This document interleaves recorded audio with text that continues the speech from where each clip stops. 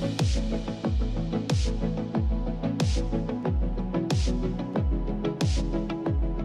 am so thrilled to welcome back our good friend and the mega talented Teela Cunningham from Every Tuesday. How are you, Teela? Hey, I'm great. How are you guys doing? Yeah, really well. What are you going to be sharing with the lovely Design Cuts community today?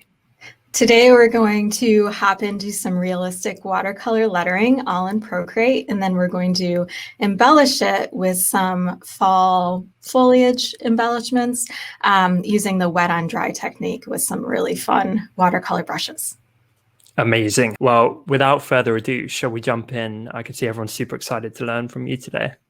Yeah, of course. I will switch my screen over and then we can get started. So this is the final outcome. I did include the color palette for free, and there's a start file that has the lettering in it. If you want to create your own lettering, totally fine to do that. I just thought it would be fun to just jump right in with adding the effects to the lettering instead of doing the lettering as well. So this is the final outcome. I've got my colors all loaded up down here, and I'm going to hop into that start file. The start file is size 1500 pixels by 1500 pixels at 300 DPI, and I am in the display P3 color profile. Okay, so let me go grab that start file. This is what the start file looks like. It's really basic. It's just got the lettering on one layer and then just the white background. So if you are creating your own lettering, just create it in, we are going to be using this lighter purple color, so you can create it in that. I wanted to show you, because I've gotten quite a few questions recently, now that we have 5X, how to change color, because they removed the recolor option, which is a huge bummer. It was so helpful. I don't know why they did that, but I want to show you the two ways that I typically recolor that kind of covers any situation you're in. So the first one is going to be the most familiar. It's just the color drop method. So you'll grab the color that you want. I've got this lighter purple color, and you just drag it to your element and it'll drop it right in. So that's pretty familiar. But if you have a ton of elements, it can take a while. And if your graphic has soft edges, so if you used a soft kind of blurrier brush, it won't grab all the color. This one, it works because I've got some crisper edges with that watercolor kind of brush texture. But if you have soft edges, then it's not going to work. So if that's the case, this is my favorite method. You just select everything that's on your layer. So just tap on the layer thumbnail, choose select. Now everything's selected. You should see those horizontal lines. You just create a brand new layer right above it, and then select the color that you want to change it to.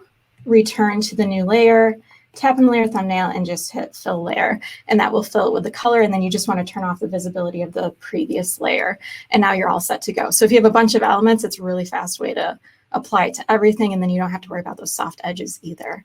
So just wanted to give you a quick little bonus lesson with 5X. I like it. No, that's super straightforward as well. Great technique. Cool.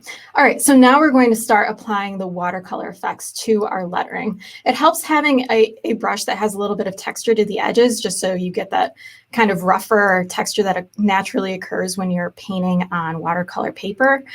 So this is part of my watercolor lettering brush set. It's included in my watercolor lettering course, which we'll talk about later. But I've got the brushes all loaded in right here. But for this technique, we're actually going to use the smudge tool, and we're going to texturize our lettering. So this part's really fun.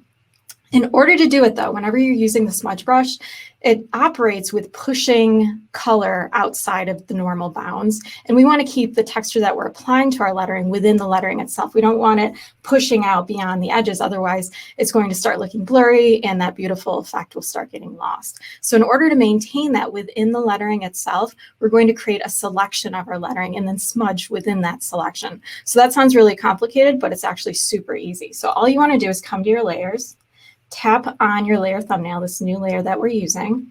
We're going to select it. So now we've got those diagonal lines again. And now we're going to come over to our smudge brush, and we're going to select the texturizer brush within the watercolor lettering brush set. And this brush, the smudge brush, is really, it's a very simple way to add texture really quickly to anything you're doing. It's really easy to get carried away with it, but you know, the more texture, the better sometimes. So all you want to do is basically stipple with it. So you're just going to tap on your screen and it will automatically start applying some texture. Let me increase or reduce the brush size. If we reduce the brush size, it will be more obvious. Hopefully you guys can see this. Maybe my brightness is too high. Do you see that subtle texture coming in here? Yes. Yeah. You see it? Definitely okay, now. Cool. All right. So it's also pressure sensitive. So if you want it more extreme or reduced in size, just reduce your pressure. So we'll just add in a little bit of texture. So you can see right away we've got this really nice texture happening. So the next thing we're going to do is add in some dark edges. So if you're familiar with traditional watercolor lettering, as your lettering dries, the water can push some of the color to the edges and you'll get these dark areas along the edges here and there. It's not along every single edge continuously. It's a little sporadic, but it does give that really beautiful traditional effect. So that's what we're going to add next. So we can deselect this just by hitting this little icon up here. We're going to create a brand new layer right above the layer we're working on. I'm going to grab a brush this time, and the brush I'm using is this round paintbrush for lettering. It's a harder brush. This is the brush that I use to create the lettering itself. And we're going to now grab our darker purple color, which is right there. And we're going to apply clipping mask to this. So as we're drawing along the edges, we don't have to worry about those bits of color being outside of the lettering. So in order to lock it inside of the lettering, we're just going to tap on the layer thumbnail and choose clipping mask. And now we can come in and paint right along the edge and it'll be locked right into that edge. So I just come around and choose random places to add just a little bit of darkness. And this will just add to the whole effect, making it look more realistic. So I'm just going to do a few of these so you can get the idea.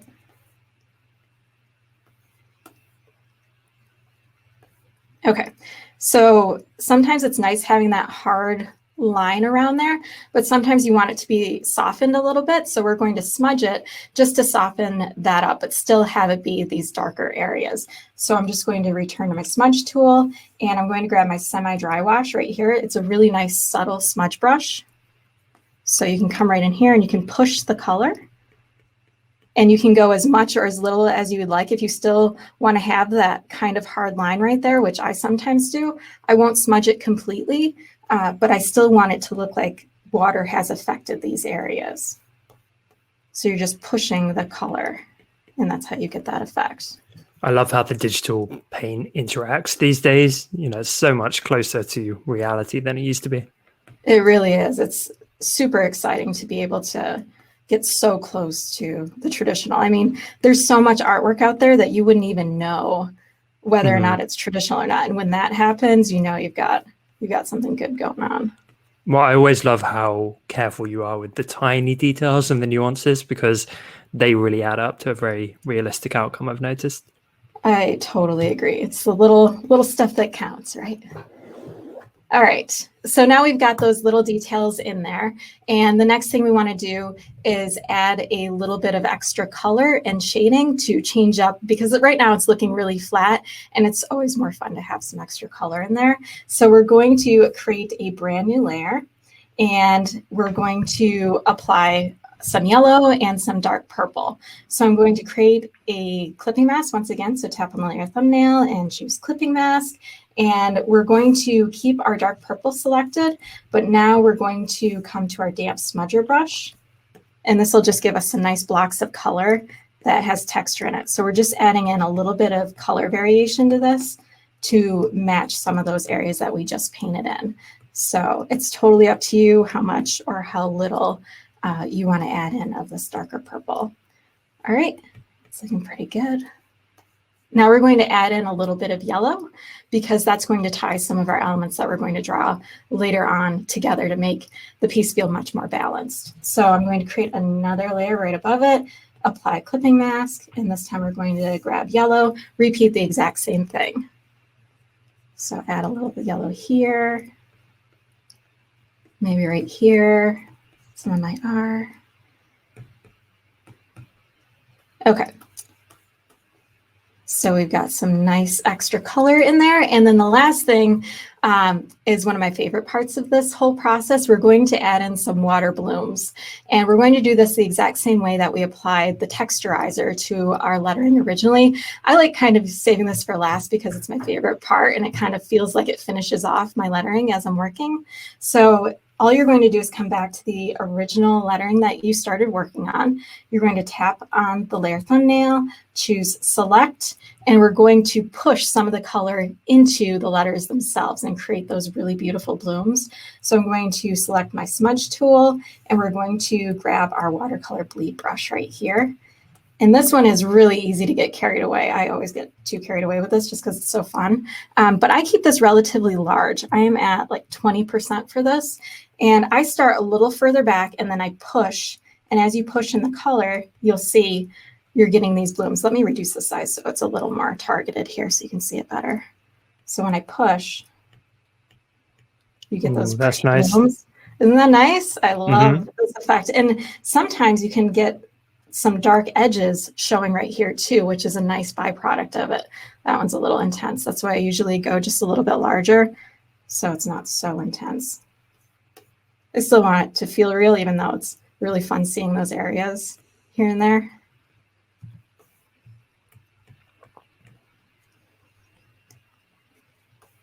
All right, we'll just add a few more and one to the G here. So you've kind of addressed this with the techniques you've already shown, but what should we keep in mind while creating watercolor lettering so as the final product does not look too digital and overly clean? So again, I think you've shown some really great techniques here. I just wonder if you can add anything else to that with how to achieve that realistic look. Yeah, I would say the messier sometimes the better, and to really pay attention. If you have any watercolors lying around or some paintbrushes, paint a few words out. I mean, it's not final artwork, so there's no pressure there at all. Just paint a few out, let it dry, and then look at it and really dissect it. That's how I've come up with a lot of my methods, is just paying really close attention to all those details and seeing what I could mimic digitally. So the more you do that and apply those details to your digital work, it's just going to look more and more realistic. So my recommendation would be look at the real thing, dissect it, and then try and mimic it in Procreate. So that's where, you know, the majority of my methods come from. Yeah, that's great. And yeah, it totally does. And I think that extends beyond just watercolor. It's that power of observation, seeing how it behaves in real life. And then, you know, that's going to lead to the most authentic outcome. Absolutely. Cool. All right. Are you guys ready to move on to the embellishments? Because our watercolor lettering's done now. We've got our texture in there, we've got our details, and we've got our extra color. So those are kind of three pillars that you can look at if you're just starting out. Add a little variation in color, make sure you've got the texture, and then if you've got the opportunity to add in any extra details like those darker edges or the water blooms that we just added, those are really nice final touches. Yeah, this process is really pretty random with the details because it's so randomly occurring with traditional lettering. So there's really no pressure here. It's really beginner friendly. Okay, so I'm going to deselect this. We're going to group all of our lettering layers together. That way we keep everything super organized here. So group. And do you guys know how to relabel things now with 5X? It took some getting used to for me, but if you tap on the layer thumbnail and hit rename, you can scribble it out now. And then you can write whatever you want. So I can just write in lettering, and hopefully I hadn't seen that. Isn't that nuts? It's crazy. That's so right? cool. Yeah. At first I was like, there's no way this is going to save me time. And now I use it all the time. So that's pretty handy. Anyway, on to the embellishments. I wonder if some people, it's like, your handwriting is too messy. Does not compute.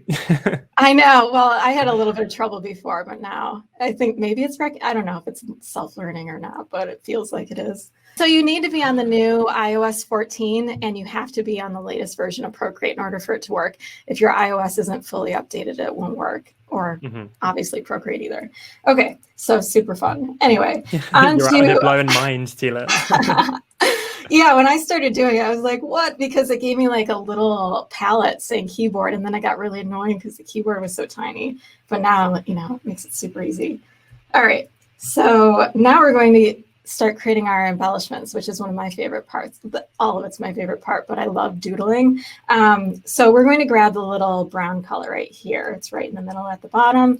And this time we're going to hop into my watercolor illustration brush set. So that is right here. And if you toggle all the way to the top, I've got a round liner brush. The round liner brush has a little bit of pressure sensitivity, but it's basically a monoweight brush with watercolor texture inside of it. So it's really nice for details like stems and branches. So for this one, let me see what size I'm at. I am at like 6% for size.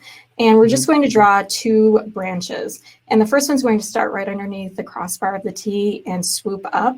So this is how we're going to create some balance to everything as we add in all of these details. And the other one's going to go the opposite direction. So it's going to come from underneath here and go the opposite way and just curve.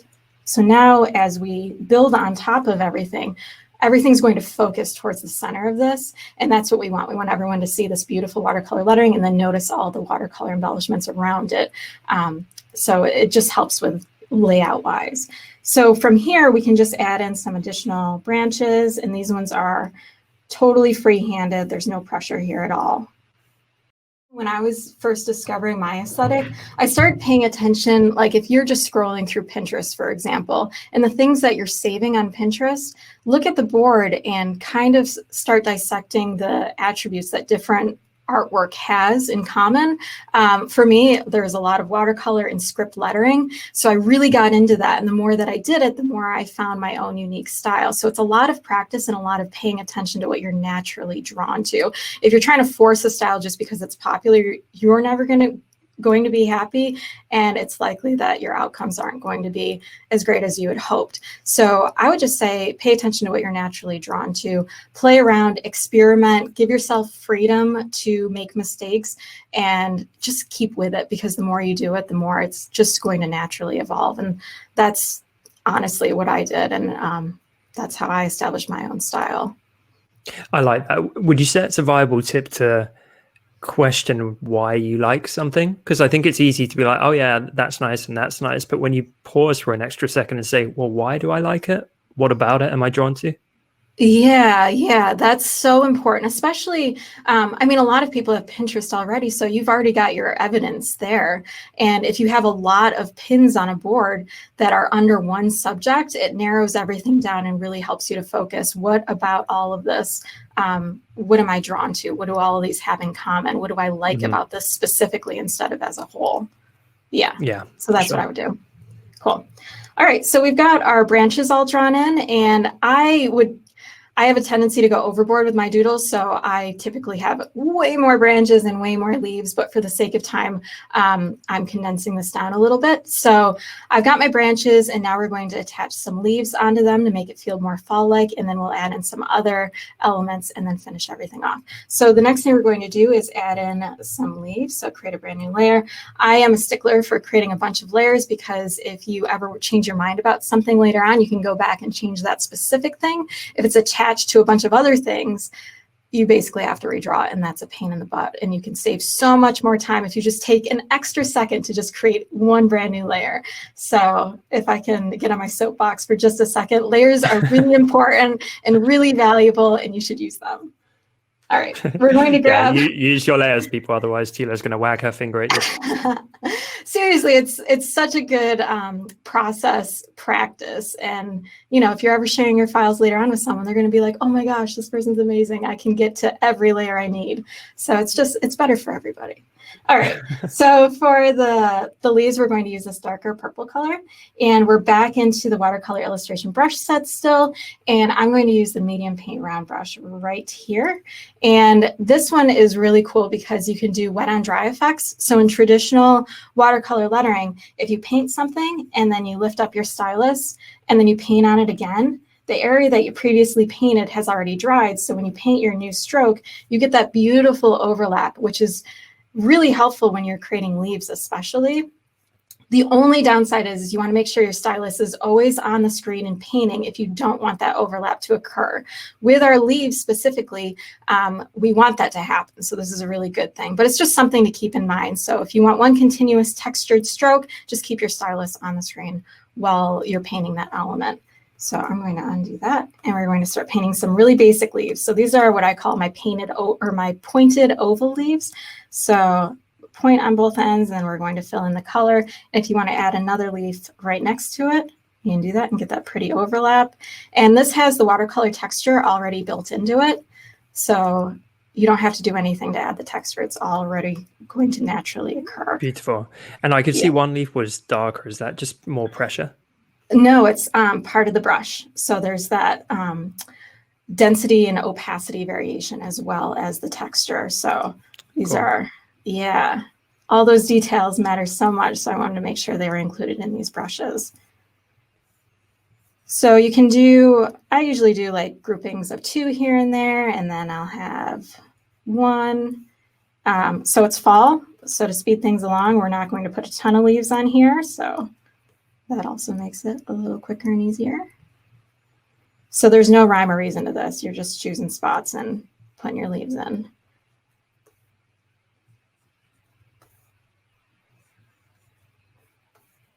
Okay, these looks leaves so are pretty like already.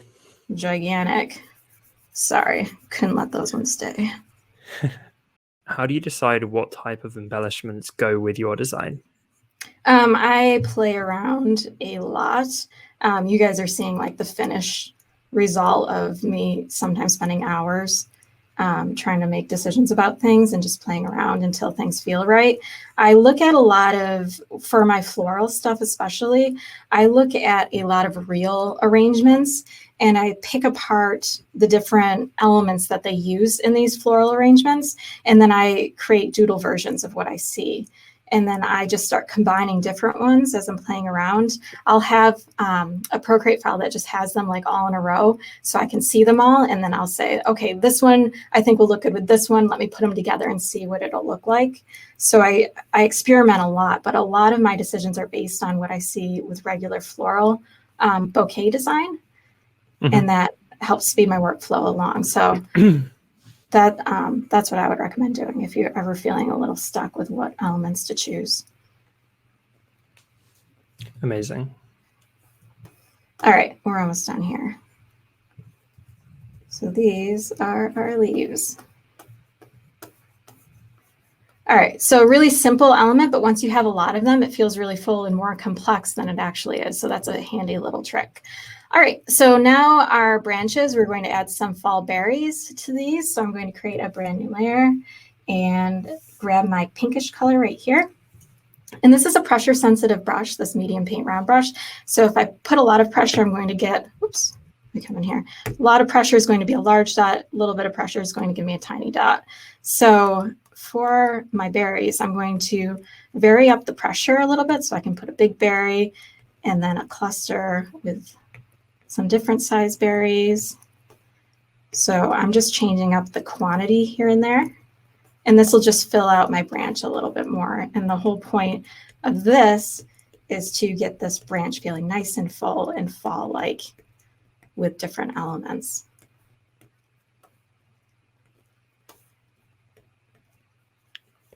Okay, so now we've got our berries in there, and the next thing we're going to do is add in some wheat elements. So a wheat element is very iconic for fall, so it's a really nice element. If things are feeling a little too summery or just not fall-like you want them to, add in some wheat and you're going to be there. So I'm going to create a brand new layer. I'm going to grab my yellow color right here.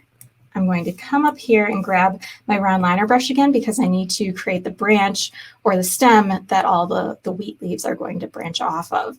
So I look for just gaps in my branches to put these. I'm going to reduce the size just a little bit. I'm coming down to 5% for this because these are supporting elements. I want the focus to be on my branches and then for your eye to go outside of that and pick up all of the other elements that we're drawing in. So I can just draw a couple of lines here and there. So I'm kind of expanding the branch itself. And then same thing over here. All right, so now we're going to zoom into one of our stems and put in all of our wheat, I don't know, I guess leaves we can call them, that makes it look like wheat. So we're going to return to our medium paint round brush. You're just going to put a kind of, I guess, an oval up at the top. It's more of an oval than a circle. And then you're going to make them diagonal. And I usually do 3 or 4 on the ends, and then it's the same thing on the other side. And just like that, when you zoom out, it looks like wheat. So it's a really simple, easy little doodle. Every time you add a new embellishment, I'm just grinning over here because they look so cute. Yeah, I love cute designs. So if you're familiar with my stuff at all, you know I've got a special place in my heart for that. Well, the great thing about watercolor texture is you can be very basic with your shapes, but it feels so elegant. It never feels overly simplistic.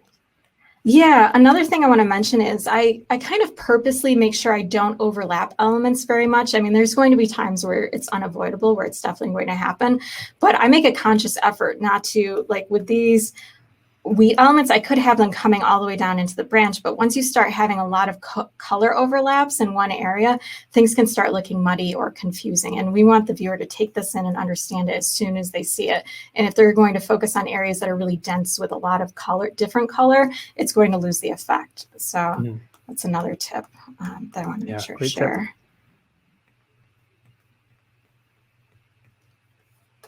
So we're just going to finish this off. I do make sure that there are areas where I have 2 of these instead of just 1 everywhere.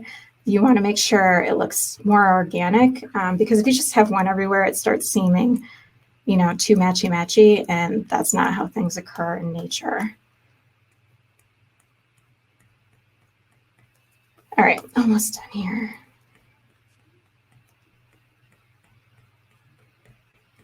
Okay, so we've got all those in there, and then to give a little ode to the winter that's coming up, we're going to add in some pine elements. And for our pine, I'm going to create a brand new layer.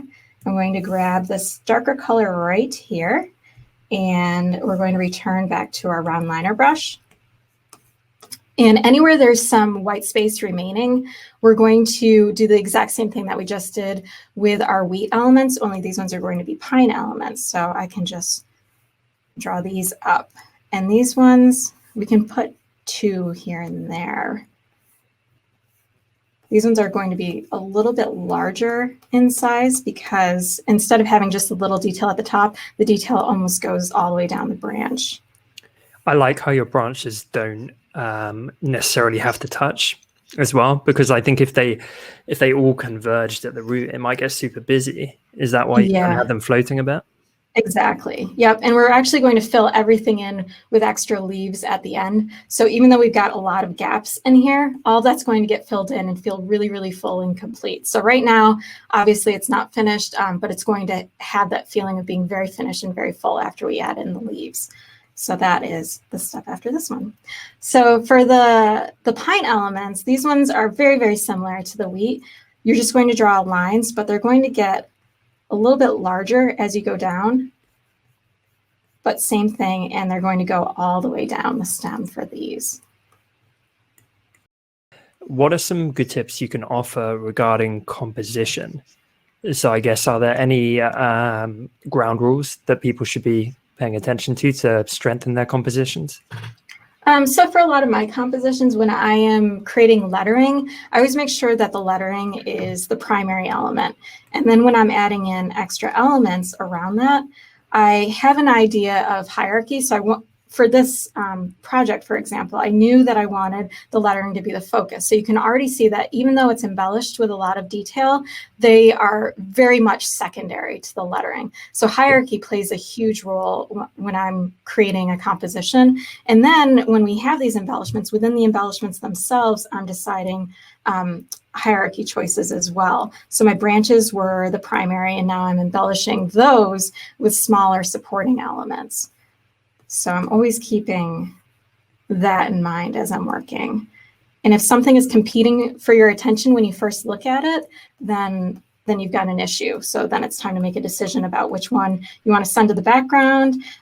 You can create things, you can make things secondary by either changing their color or reducing their size. Those are 2 really easy ways to reduce the prominence of something. So if you want a more muted color, it's automatically going to take a back seat to anything that's more bold in color. If you reduce the size, obviously you're not going to notice it as quickly as something that's larger. So I just play around with size, scale, color, size and scale, same thing.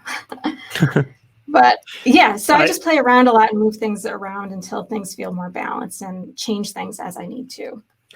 Is it fair to say, I think what you've just mentioned there with things like, color and maybe the values and scale, it comes down to design fundamentals. And then it's just doing enough practice to be able to almost subconsciously use those fundamentals in a smart way. Yeah, and look at a lot of different artwork too, and kind of break it up and say, okay, this is the first thing that I noticed. Why did I notice this first? This was secondary and I really liked it. What did they do to make sure that that was secondary? And once you start dissecting other artwork that you like, it'll all start making sense. And you just, it just takes a lot of practice, but you can definitely get there. Do you need to have experience in actual watercolor painting to work with it digitally? No, you don't at all. I mean, it helps if you want to play around with some traditional watercolors. You can get a feel for how things blend and how they work, or you can just look at traditional watercolor artwork online. I think it's really important to get familiar with what traditional watercolor looks like. That way, as you're working, you've got these things in mind to make it look realistic, but experience in that area is definitely not required. Mm-hmm. Definitely. And if I have a moment, Teela, or do you want to launch into the next bit before I do a little intermission? Yeah, let me start on the next part because that's going to take a little bit too. I'm going to create a brand new layer. I'm going to grab my gold color again, and I am returning back to my medium paint round brush. And this is where we're going to add in all those supporting leaves to finish everything off and make it really full. This is a really good element whenever you have a lot of white space and you're looking for something to fill it when you are creating florals or foliage. Just adding some extra leaves goes a really long way. So that's what we're going to do here. I'm changing up the shape of my leaf just slightly, just to add a little bit of extra variation here. So for my leaf, it's just going to be shaped like this. So it's similar, but it's a little bit different. And then I will just look for any place that needs just a little something extra and add it in. And slowly, as I add that all throughout my branches, everything will feel full and more finished. Are you every Tuesday on all platforms, Teela, I think? Most platforms. YouTube, I'm just every Tuesday. There's no day on that one. Perfect. But yeah, Instagram, is the big one. Yeah. This is looking cool. I love, you're basically just balancing with the negative space. Yeah, I'll zoom out from time to time, make sure I didn't get crazy with too many of my leaves, but this part, I don't mind putting in a ton of elements just because it helps everything feel more full and complete. So wherever you have white space, that's the place to put them. There's no theory behind this at all. It's just filling in the gaps. It's really nice if you're on your couch at night, just doodling. It's very relaxing. Just trying leaves over and over again. All right, I think this is basically done. Let's see. All right, and I am totally fine with not having them match. We have that kind of mirror effect with the branches going, but your eye is still drawn to the center, which is really important. But I am totally fine with this not looking the same as this branch. It just gives that more organic feel and that hand-drawn feel, which is really important when you're creating something that's mimicking traditional watercolor. So now we're just going to finish everything off with some watercolor paper texture, and we'll throw in some paint splatters too. So this is really the end part of it. I am still on a white background. I did provide a kind of a cream color. I'm hoping this shows up on screen, but if it doesn't, just know that the color is kind of a cream color, just so I don't have that really stark white. I like changing up the background just slightly. So in your layers, just tap on background color, and it's the very first color right here. So hopefully you saw that small shift. And next we're going to apply that watercolor paper texture to the top just to make it look that much more realistic, as if it were actually painted on real watercolor paper. So in order to do that, at the very, very top, you want to make sure you're at the top of your layers, create a brand new layer. You're going to select black, and this part's really important. So in order to get true black, you're just going to double tap where the black is, and it will automatically snap to it. And then in the watercolor illustration brush set at the very bottom, I've got some watercolor paper texture patterns. So these are pattern brushes that you can use that just take on the watercolor paper texture. So it's subtle, but really effective. So I'm going to hit my medium tooth paper texture right there, zoom out a little bit. You want to make sure your brush is at max size for this. And in one continuous motion, you're just going to paint over the top of it all the way. And now, if I zoom in here, you can see that paper texture, and it just adds that extra little detail to everything. And if you want things to just blend a little more harmoniously, I usually just change the blend mode for this to multiply. I was asked the other day to describe blend modes, so I just want to say that for anyone that's new to Procreate. So blend modes affect how the color you're painting interacts with any colors beneath it. So the multiply blend mode, they're all different. So as you toggle through, you can see how different they are. The multiply blend mode always creates a darker interaction with whatever color you're painting on top of another color. So that's why I chose it for the watercolor paper texture, just to have a little bit more contrast where it's hitting my elements of color. So we've got that all set. I love again, it comes back to these subtle touches. I think they go such a long way. Yeah, so we're going to do the exact same thing with the paint splatter. We're going to apply a multiply blend mode to this next layer that we're going to create. That way, wherever the paint splatter hits on top of color that already exists, it's going to blend in a darker way, which mimics realistic watercolor. So I'm going to create a brand new layer up at the top. We're going to change the blend mode to multiply. And I just toggle through my different colors for this. You can add as many or as few as you'd like. I'm going to stick to my dark purple, my pink, and my gold for this. So I'm going to grab my dark purple, and I'm going to grab my rounded splatter brush. And you're just going to splatter here and there. And you can see where it's hitting color that already exists, we're having a darker interaction, which is exactly what would happen with traditional watercolor.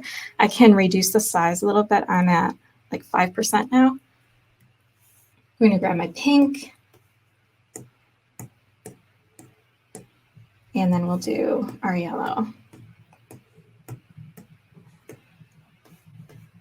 All right, so there we go. That is realistic watercolor lettering with fall embellishments. Amazing. Wow. Yeah. You can put down the Apple pencil with pride now, Teela. That was so great. Thank you so much. What a fantastic session. So much covered. And also I have to say, Teela, you really are the master of like quick time-saving hacks and shortcuts.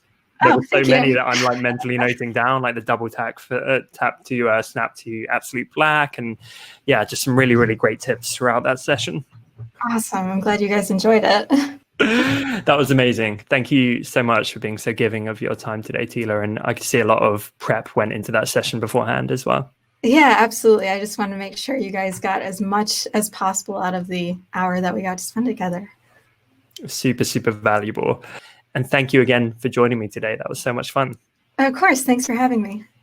All right. We will catch up very soon, no doubt. But yeah, we just really appreciate you being part of this. And yeah, let's give it up for Teela. Thanks, Teela. Catch you soon.